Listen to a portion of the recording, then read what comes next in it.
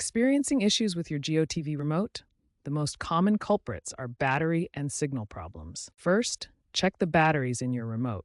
Open the battery compartment and ensure the batteries are correctly inserted and not dead. A simple test is to point the remote at your smartphone camera while pressing a button. If you don't see an infrared light blink, replace the batteries with fresh ones. Multi-Choice recommends replacing them every 6 to 12 months. If new batteries don't solve the problem, the issue might be the signal. Ensure the remote is within 10 to 15 meters of the GOtv decoder, and there are no obstructions or bright lights interfering with the signal. If basic troubleshooting didn't resolve the issue, optimize your satellite signal. Start by confirming your dish is properly aligned using the GOtv Signal Finder app. Next, clear any obstructions that might block the signal, such as trees or buildings.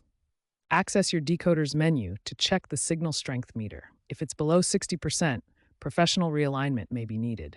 Ensure your decoder has the latest software installed.